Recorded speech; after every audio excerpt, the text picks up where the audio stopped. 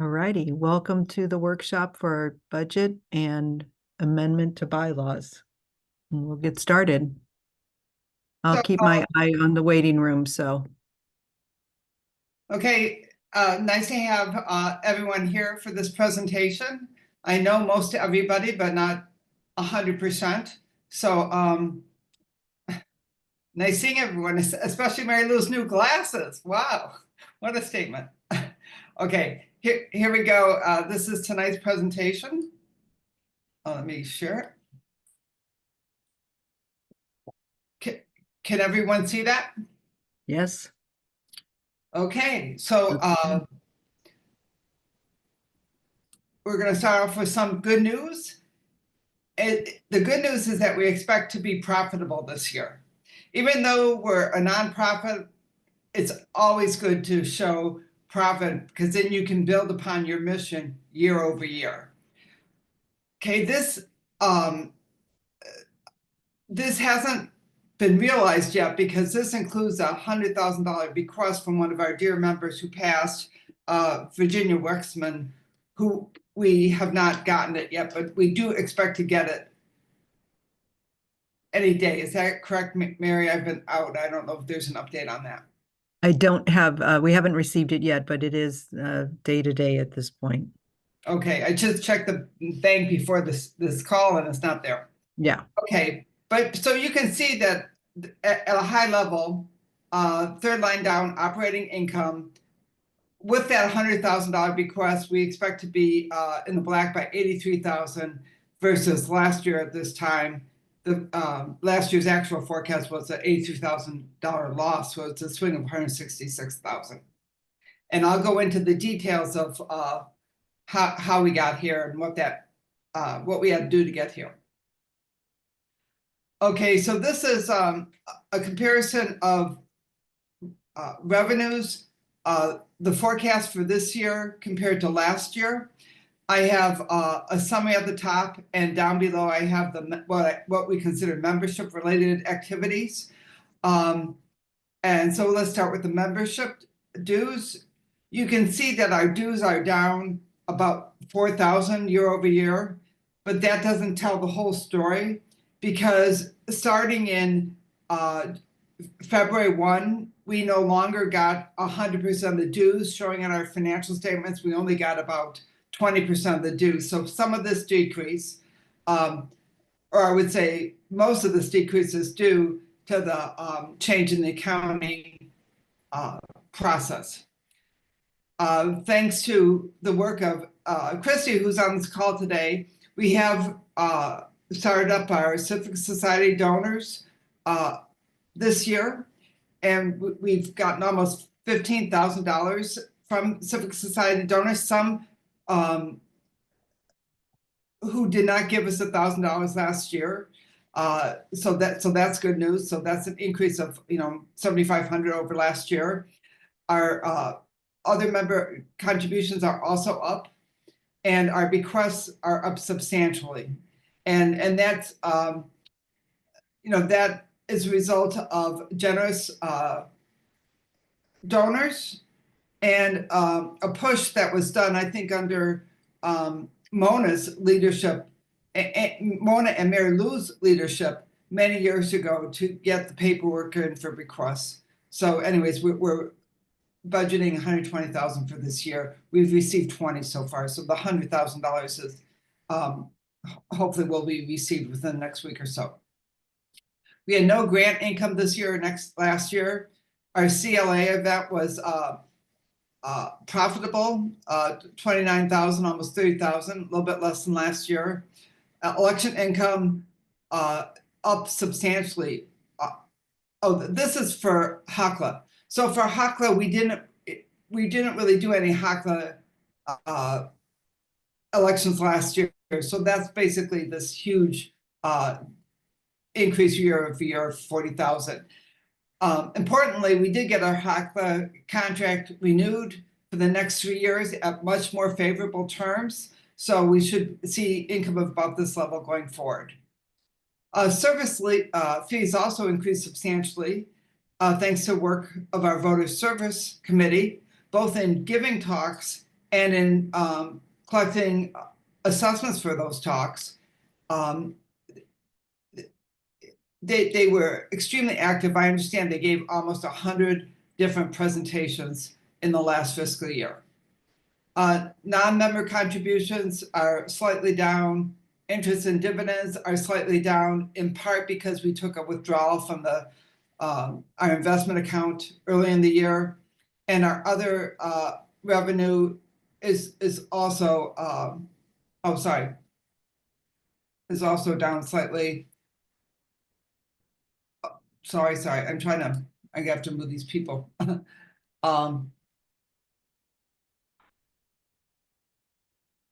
So that's what I have for revenue. Are there any questions so far? If not, I'll keep going and we can pause for questions later. I also did a recap of expenses year over year, and our personnel expenses were down about 40,000, and that is because we have had the ED position vacant for 6 months this year. We're still kind of pending discussions on the route we take. Our rent it shows us down 1248, but that's probably a timing difference because it was actually a slight increase. Member assessments is down, but that follows the accounting for the membership fees, which changed effective February 1. We no longer pay any, well, I guess it's still a transition year, but going forward after December 2025, we will not pay any assessments to either county, national, or state. It'll be taken from us. Our professional fees are up a little bit because we contracted with a specialist in outreach to get some ideas on fundraising and to do an internal assessment of our operations. CLA events were slightly higher than last year, mainly because we had to get tents for the rain, and others higher by quite a bit, but that includes the heckler expenses, which were almost entirely this variance. Okay, moving on. Okay, I just completed actual or forecast for 2005 to actual for the prior fiscal year. Now I'm going to go into our forecast for this current year compared to our budget for this current year. And you can see we're our overall revenues are up 113,000. That's mainly due to bequests. Our expenses are less, primarily due to the ED position being vacated. Operating income, again, positive due to the bequests. And gain or losses on investment portfolio, that's a market gain. So far, it's profitable both years. So we actually budgeted a loss of 28,000 for the current year, and our net income with that 100,000 bequest should be about 91,000. Okay, so here's oh, Gina, you want to ask a question now, or do you want to wait? Well, if it's okay, it's how you want to structure it. I could ask now when things are a little fresher or later. I mean, go ahead. okay, so thank you, by the way, Kathy. This is a lot of work, and I acknowledge these are really clear PowerPoint slides. I really appreciate it. So, okay, so I think the main question I have is, in the professional fees, are you referring to change up? I am. Which I thought we paid 5,000, and is the difference for income tax preparation? The difference 5,000 for 5,000 for change up, 1,550 for tax preparation. Okay, that was easy. And then the other, do you have a breakdown that you could give us, the attendees, the 57,510? Do you have a itemized? list of what that is?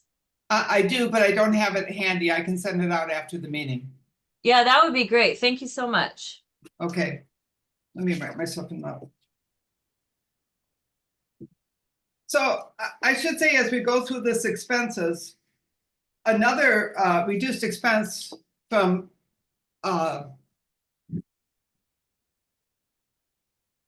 somewhere last year is that we no longer have an accounting person. And so we're saving money there, but it is a lot of work to do the accounting for these funds. Okay. So here's a forecast to budget for the current fiscal year that we're just finishing. Okay, so membership up 108, primarily due to the bequests. CLA event was we did forecast what somewhere closer to what we earned last year, and we were shy of it. There were a lot of efforts engaged in the CLA event this year. Kudos to Penny, who did an incredible job. But next year, I think what we're gonna, we have some new blood who have volunteered to plan this event, and I think they're gonna start it sooner. So hopefully we'll see, be able to increase that number this coming year. Okay, our election income was slightly less than, and this is HACLA again, slightly less than budget. There's some timing issues here. Service fees significantly over budget, non-member contributions slightly under budget, interest and dividends over budget, and other slightly over budget.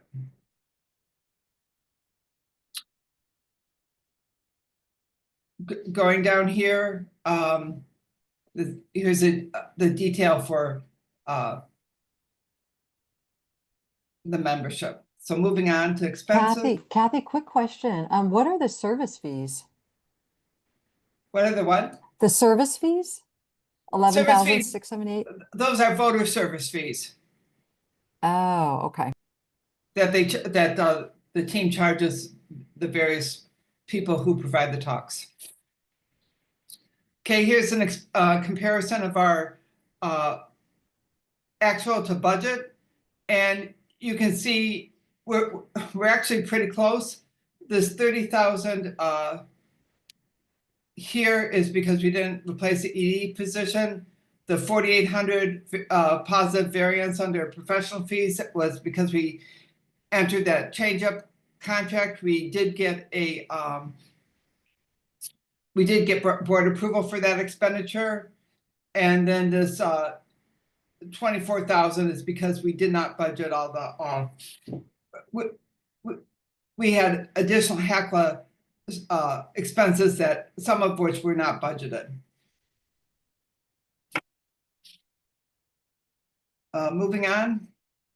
This is a comparison of our forecast for this current year to the budget for next year, to the budget for the current year, to the budget for next year.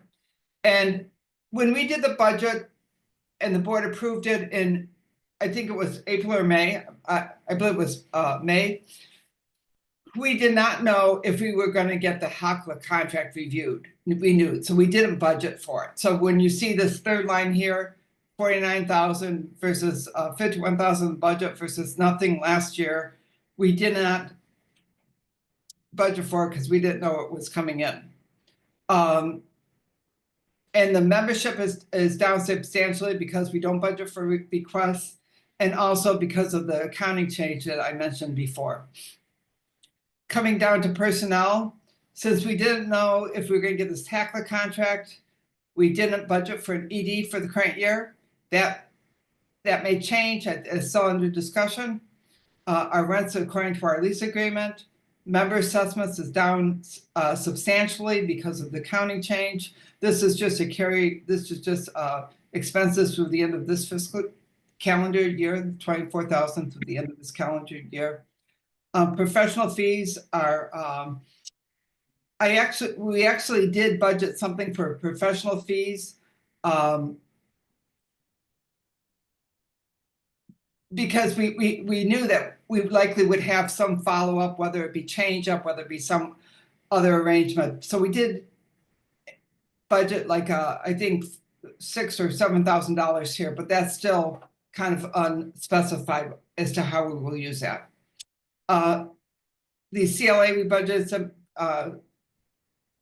We did a budget for rain this coming year, and I can give you the detail for this other, but it's substantially down because when kudos to Mary Dixon, because when she negotiated the Hackler contract, she included most of the costs in the contract that we will be directly reimbursed for. So we're not expecting any or much direct costs related to that this coming year.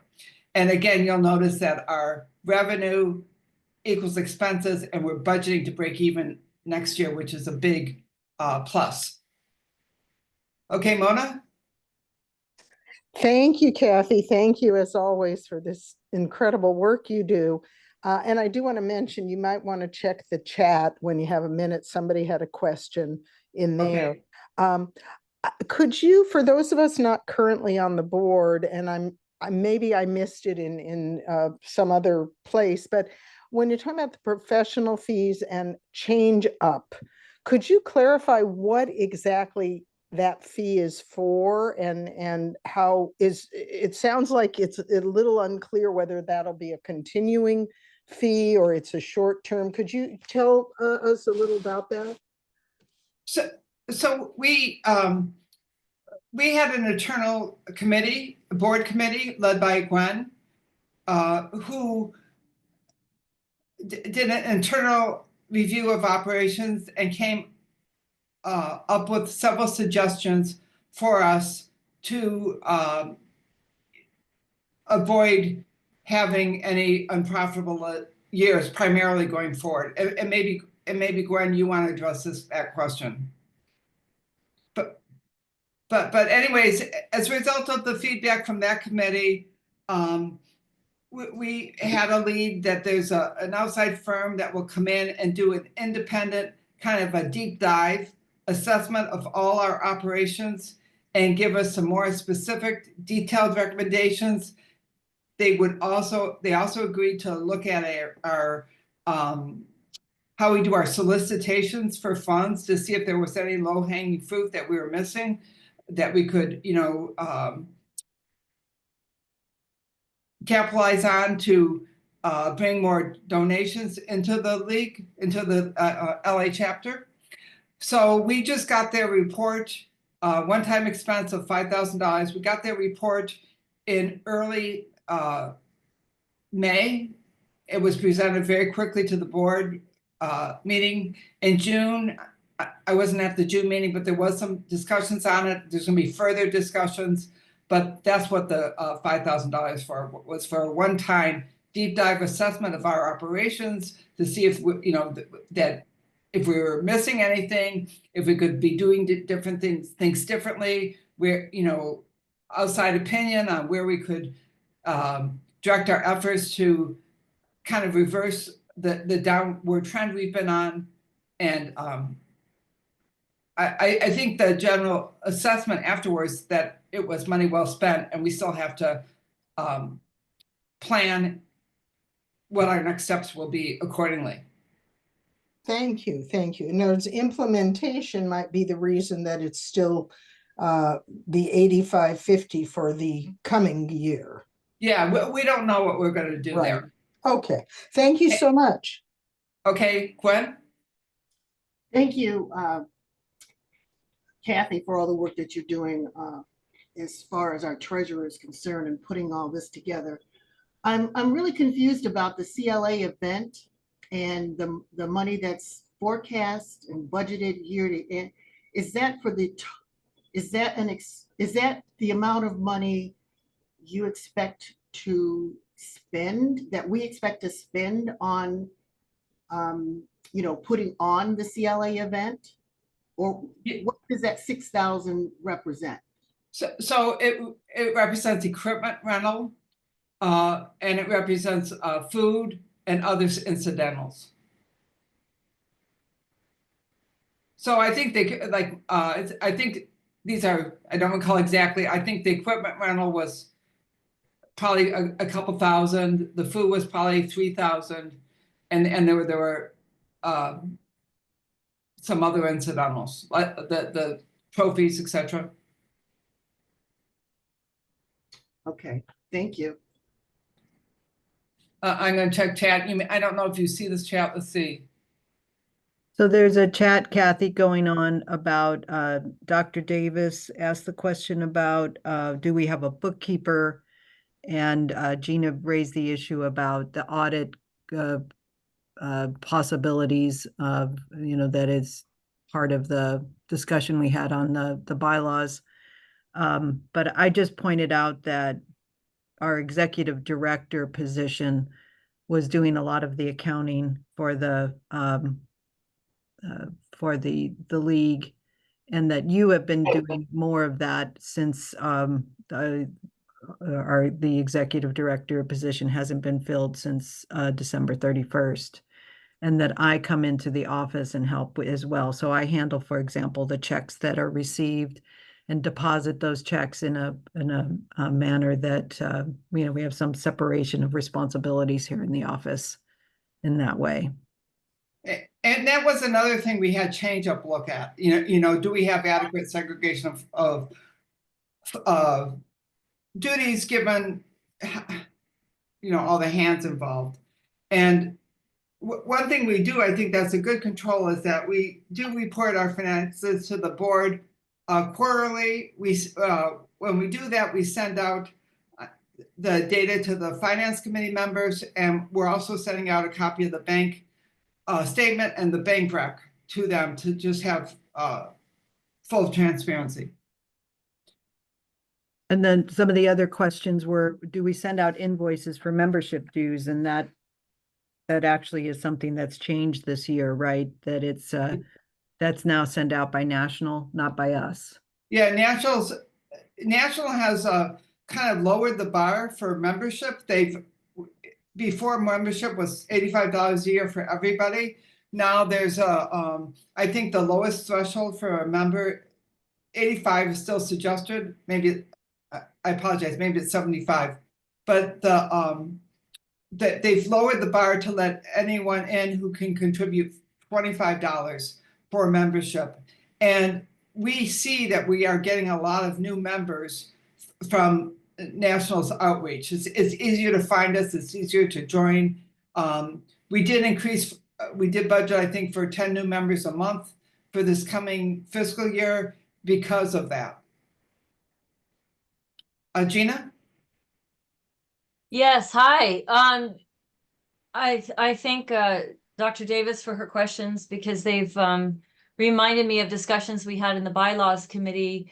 The League of Women Voters of California recommends that the budget is separate, but our board voted in June of 2021 to merge our investment committee with our budget committee. So we have a finance committee.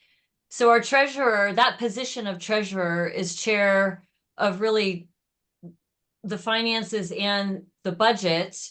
Having said that, it's considered best practice by the League of Women Voters of California to at least have an annual independent review.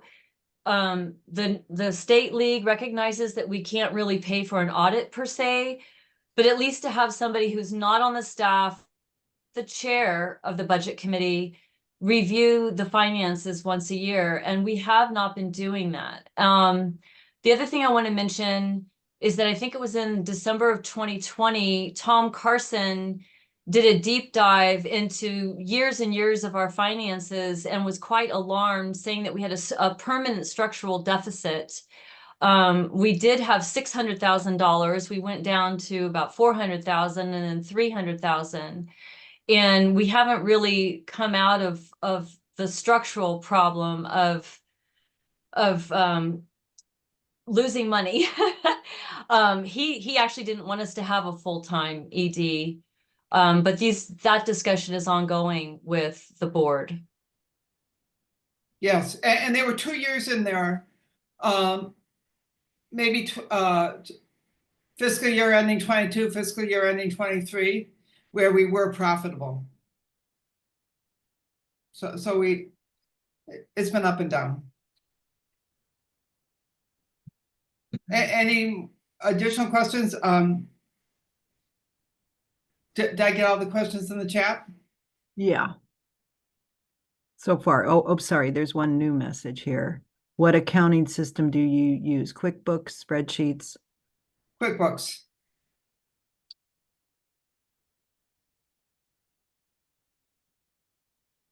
Okay, and this is the investment balance as of May 31. We have $253,000 in account. It's managed by an independent firm. We have it divided between mainly between equities and bonds. In addition, we have about as of May 31st, we have 56,000 in our checking account.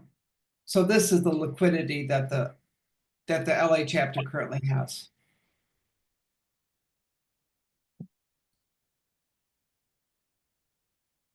And then in closing, I just want to say that you know, it's I know we're small, but we're growing. We're getting more people involved, and that's really encouraging.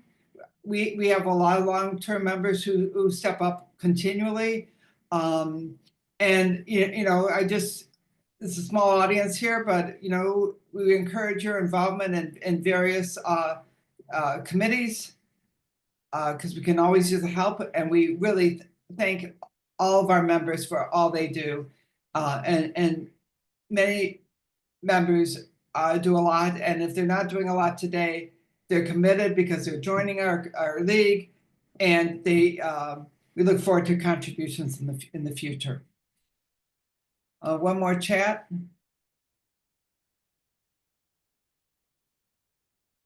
So Dr. Davis is pointing out that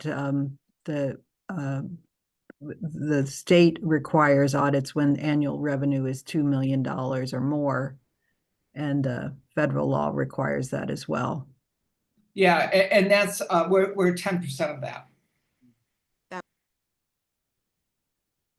was Mary Lou. And a financial review wasn't really done in 2020. We had an outside we had an outside firm do our books until I think it was late fiscal year 2024 in March when we started doing it our own.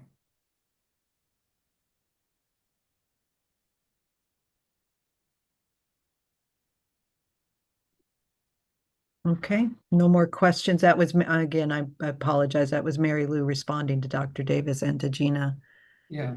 And I hope everyone can see the chat discussion. So, but since it's after 7, I was going to move forward with the bylaws discussion. Okay, If there's well, any more questions? Well, Can Kelly, I, you got one question? No, just a remark. I just want to first thank you, Kathy, and the board for this report. I think it's excellent, and I want to commend the board for its hard work over the past year and a half. It's been very, very difficult, and I think you've done a very good job to navigate all of the moving parts of the finances to bring this presentation to the membership this year. I want to offer just some thoughts about some of the remarks. I've been a member of this league for over 20 years. So I'm more familiar with the history of the finances than most folks are. I would offer that there's never been an objection from anybody at on the boards over the years to having transparency in the finances or to have reviews. The league has always been very transparent in its management of funds with the board members as well as with the membership. It has always operated with the utmost transparency particularly given limited, finances. I think it's important to remind us ourselves that we do have a certified public accountant that reviews the finances, presents questions to us, and files our annual tax returns with the appropriate agencies, which is another level of review based on what is presented to them. The boards have always been very meticulous about asking questions and receiving financial reports, whether we've had a certified public accountant that's managing the books, or as was the case during my most recent time as executive director, working with the treasurer and the presidents to present financial reports to the board in the absence of having a different arrangement. So the board knew when it wanted to save money and cancel the certified public accountant that was managing the books that it would have to be handled internally. So if it's important that we recognize that. So when we say we should be having review and we should be having these other pieces, when we canceled those services to process our bookkeeping, that was eliminating a part of a review process in order to make sure that you had an independent company with the qualifications to manage the books. We made a choice to bring it in-house and to handle it internally. And within that structure, have done a very good job to have internal controls that that meet appropriate expectations and standards. I want to speak to the question, to the point of the structural deficit. I was around during the period of time and have been around for the periods of times when there's discussion about the structural deficit. And that refers to relying on our reserves or drawing upon the reserves in order to be able to balance our budgets every single year. And I just want to offer that that's a function of fundraising. So I think that it's important that we take a look at, when we look at the budget, that we look at fundraising. And we don't have good conversations about fundraising. It isn't really helpful to be critical of one another based on all the hard work that goes into trying to reduce costs and to try to manage within the existing income and expenses within the fiscal year. Those people who donated those funds over the years, Lois Feldman, who gave $300,000 years ago, all of these people, primarily women who donated those funds, did it in order to sustain the league over the years during hard times. Those bequests are designed to do that. We should not rely on that kind of funding every single year as a core fundraising opportunity. But I just think it's important that we really talk about fundraising and not just talk about, you can't talk about the structural deficit unless you talk about the need for fundraising and to have a more advanced fundraising activity. So I just want to commend everybody for everything that was done so far. I appreciate the presentation, and I know you want to move on to the next item on the agenda. Thank you very much. Thanks, Raquel. Thanks, Mary. Okay, great. I am now going to share my presentation.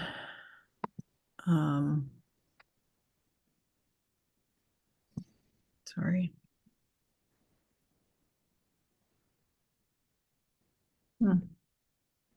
It's disappeared. That's great. Oh, it's PowerPoint, that's why. Okay.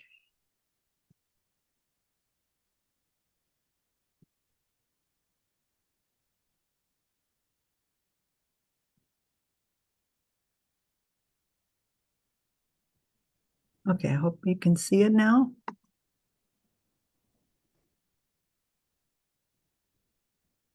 I don't see it yet, Mary. Oh, I have to hit the share button. And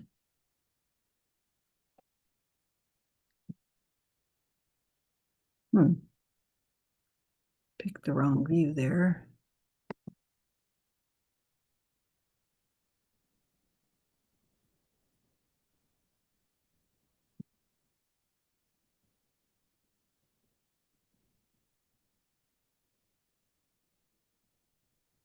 So you all can see the presentation for the bylaws? Yes. Yes. You can see it now, Mary. Okay, well, I can't see it, so there we go. So I want to show the full screen view. Working in Zoom makes this cumbersome.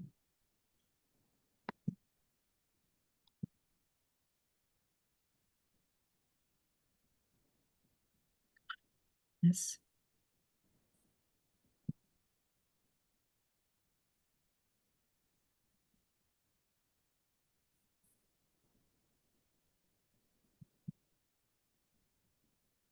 Okay, well, let me just get started on it and I'll keep trying to improve this.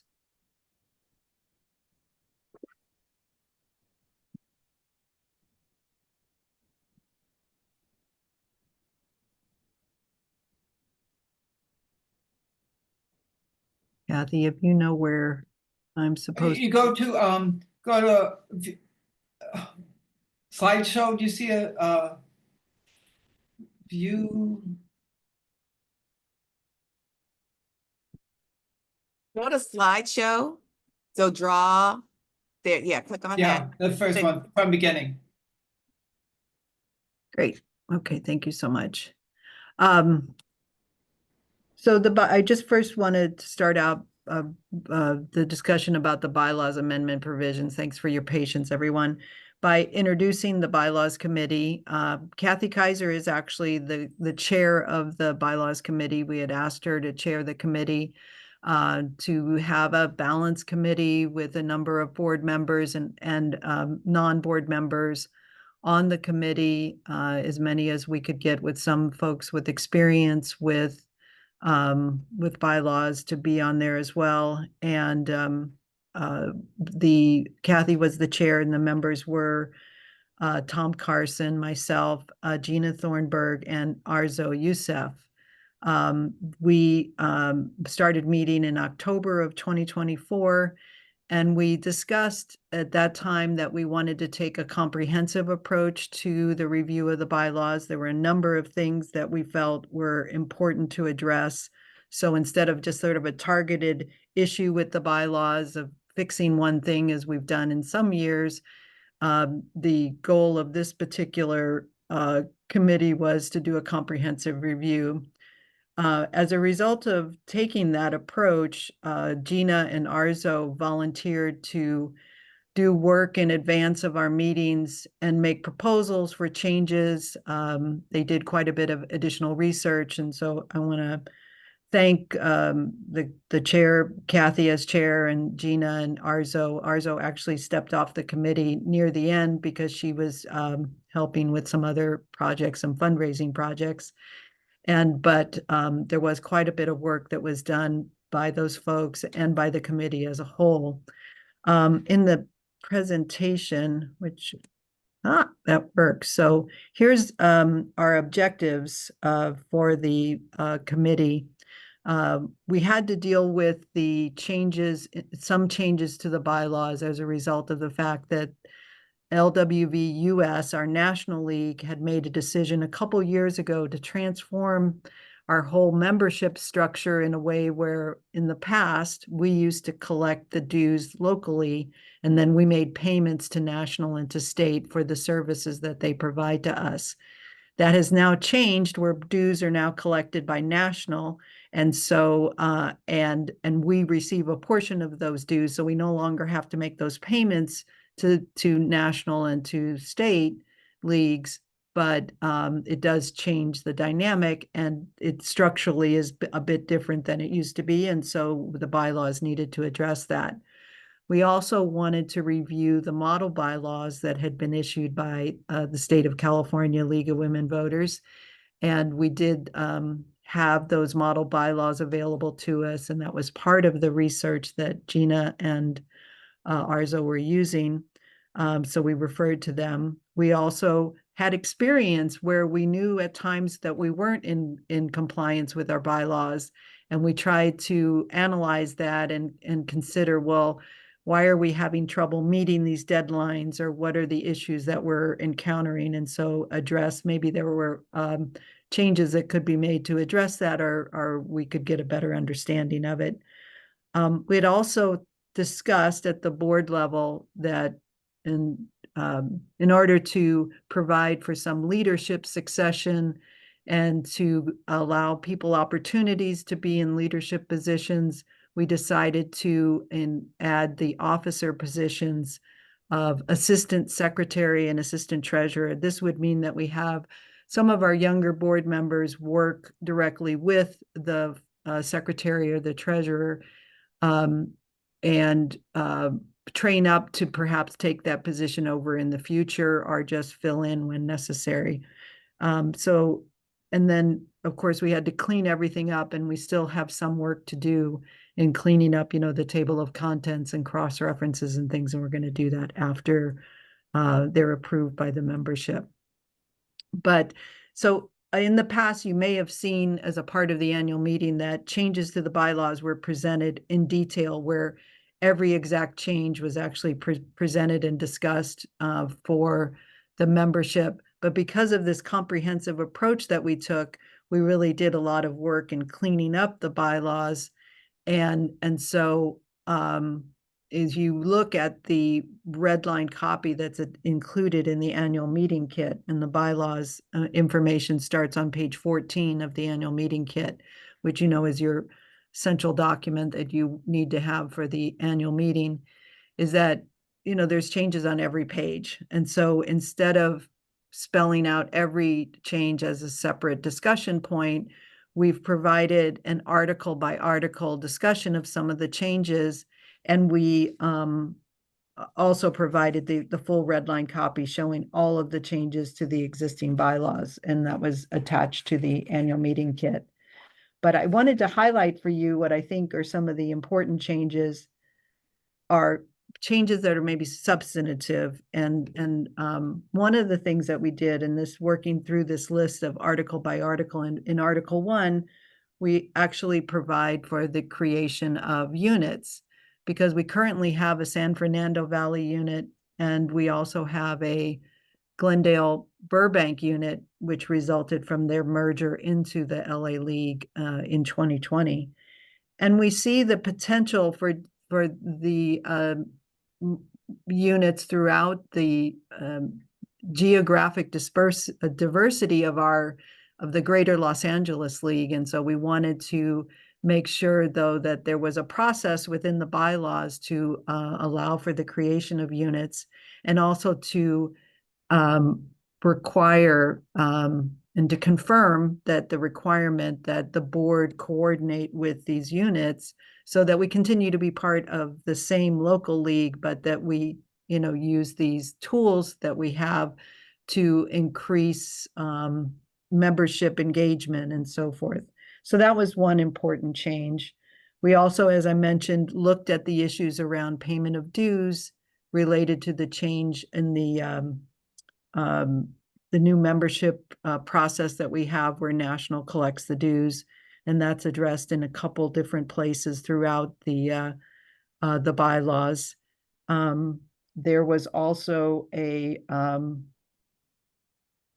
some philosophical changes that I describe as being, the evolution of meetings today. Like, since 2020, we've had most of our meetings are on Zoom. And also, besides that, there was also just changes in how notice is given, with the everyone using email now, as opposed to when we used to send things through the mail to people, whether it was an agenda for a board meeting or an agenda for an annual meeting. And there's also new ways to approve things, such as actions without a meeting. And we wanted to be sure that our bylaws were being brought up to date to include all of those, the modern ways in which we're communicating with one another. This has also affected in some cases, we reduce the amount of time that we would be given to review these kinds of documents because, of course, we didn't have to account for the time that it would be mailed out, which we used to do in the past. So I described that as sort of an evolution of the changes. And then as well, we also recognize that our committees are very important, and we're trying to without putting too much detail into the bylaws. We wanted to make sure that that our committees were coordinating with the board and were working, working as one league with all of our leadership, and that we were complying with all of our the league process that we are all becoming more familiar with. It isn't the sort of thing that we learn overnight, but we when we advocate on issues and the proper procedures to follow that, we want to make sure that we're all speaking with the same voice and walking in sync there on those kinds of issues. So that was the goal of the changes that we made to the proposed bylaws. I've included these in the presentation. They're also in the annual meeting kit, as I mentioned, beginning on page 14. And we recognize we worked very hard, but it became, we really ran out of time for the very detailed process that we were using to go through sort of each paragraph and each section and really cleaning it up. And so I wanted to let folks know that, we believe that the bylaws and how we govern ourselves is a living process, and that there's going to be amendments in the future. And the bylaws committee may take up, additional questions as soon as next year or the year following.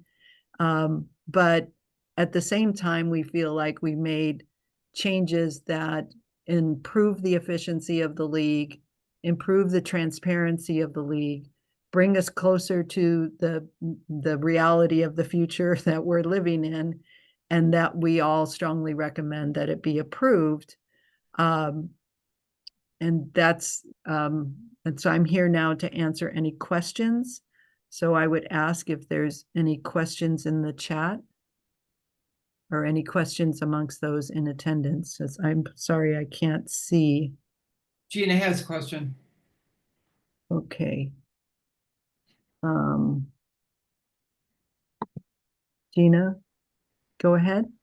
Hi, actually, not really a question, just want to fill in some details. So, I actually had initiated this whole review in December of 2023. So Kathy had very usefully compared the model bylaws to our existing bylaws, and then Arzo and I volunteered to compare her comparison with the model, and we looked at LWVUS sample bylaws, we looked at the state bylaws, we looked at state code, we looked at a lot of different legitimate league resources, including guidance documents on the VC website. There were two changes in the bylaws. So I did a line by line. So the way we approached it was I did a line by line, either suggesting or adding or subtracting, or, everything's redlined. And then the committee would discuss it. There were two substantive things that I disagreed with. One was that the vice presidents are now optional, which I'm not in favor of. The state league doesn't do it that way. I couldn't find any other leagues that do it that way. I am quite surprised that we don't have any new people suggested for our board at our annual meeting tomorrow. And then the other thing was, again, the budget committee is recommended to be separate, and that's something that we could take up later. And I think part of our discussion regarding committees was that we could actually have standing rules as a nonprofit, which we do not have. And to give committees and the relationship between committees and the flexibility, it may be more appropriate to have those types of rules and guidance in a document called standing rules, which we don't have.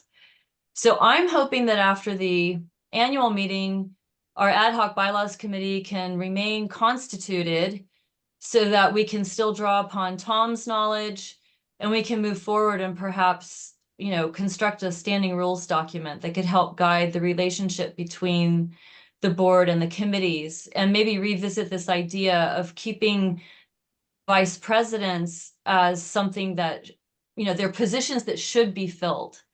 That's my opinion on that. Yeah, so let me just respond to your questions, Gina, or just we tried to address the issue of that the state code requires a certain officers. I think it's basically 3 officers are required. Although one person can serve as all 3 officers, there are supposed to be these 3 officers in any basic corporation. And what we found over the years is that we weren't always able to fill the positions. Like there, I know that in 2020, when I started, because Penny, I think, can speak to this, that she was second vice president and then maybe first vice president, but there wasn't another vice president, even though we had specified in our bylaws that we had both a first and a second. And so we're only trying to establish that it's optional in the sense that we would love for all of our officer positions to be filled at all times. And in fact, we've increased the number of officers that we have by making these assistant provisions so that we can be training up people to step into these roles at any given time. And so our goal is always, and this year we do have several new officers. We have a new secretary who's been our interim for a couple months, which is Garen Cabral. Priscilla Cabral is going to be the assistant secretary. They're not related. They just happen to have the same name. And Cameron Manning is a director, previously a director, but is going to be stepping into the role of assistant treasurer. And so all of these new younger people are a part of our officers. So I don't think that there's any intention for us to say that VPs or any officer position is optional. We want them all to be filled, but we don't want to be in violation of our bylaws if in some years we aren't able to find people to fill those roles. We only need to have the 3 minimum required by law, but that's certainly not our intention or our objective.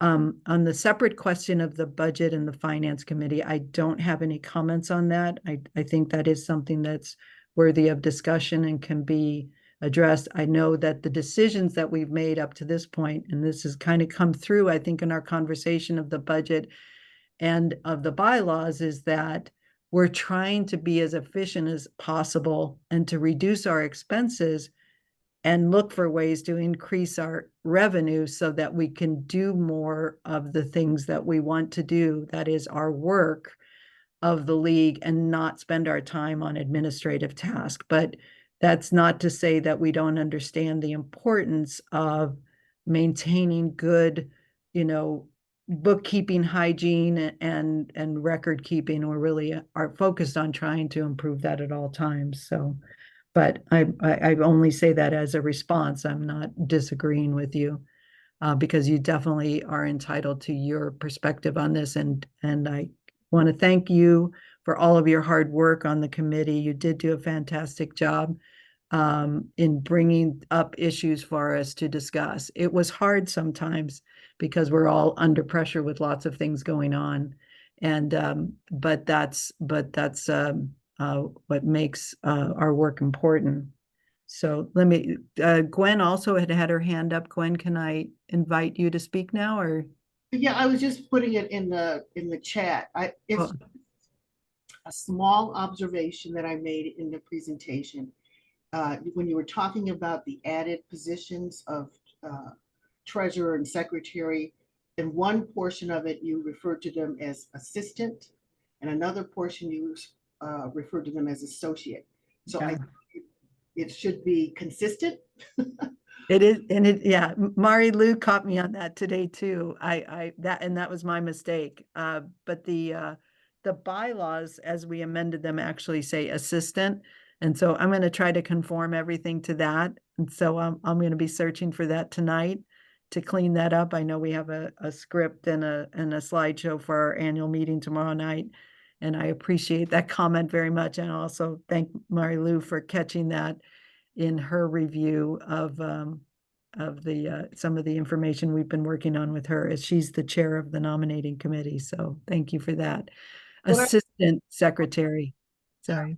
I also want to thank you all for the hard work that you're doing, that you did on the bylaws. I mean, it's not easy to plow through all of that and make those changes, but it is a living document, so it's Yeah. Agreed. always changing. Yeah. Like, Okay. Any other oh, there's a comment about there used to be 10 units in the LA League. Yeah. Yeah. Yeah. So any other questions? Otherwise, I think we can plan to see you all tomorrow night, I hope, at the annual meeting. We do have a special speaker who we'll listen to at the end of the regularly scheduled annual meeting. We didn't have a formal speaker, but we've got a little bit of a surprise for you that we're going to share with you there. So I'm just going to put that out as a teaser, as I hope you'll join us for the annual meeting and plan to stay with us for about 10 minutes after the end of it to hear this information that we're going to share. And I'm going to look, yeah, very good. Oh, Gina, or I'm sorry, Kathy had her hand up and I'll let her speak first since you had it. I just want to clarify the time for the meeting tomorrow. Is it 6:30 or 6? It's at 6:30 to 8. Okay, I just got my invite. I just registered and it came to as 6. Well, Just FYI. Penny, you're on the phone, or you're on in the call. Can you respond? So we put in 6 so that people would have time to come in and socialize if they wanted to, but our meeting will come to order at 6:30. Okay, So you're both right. Okay. I like it when we're both right. That's a good way to be. Gina, did you have another comment? Can I share something that I was so enthusiastic doing today? Just to toot the league's horn.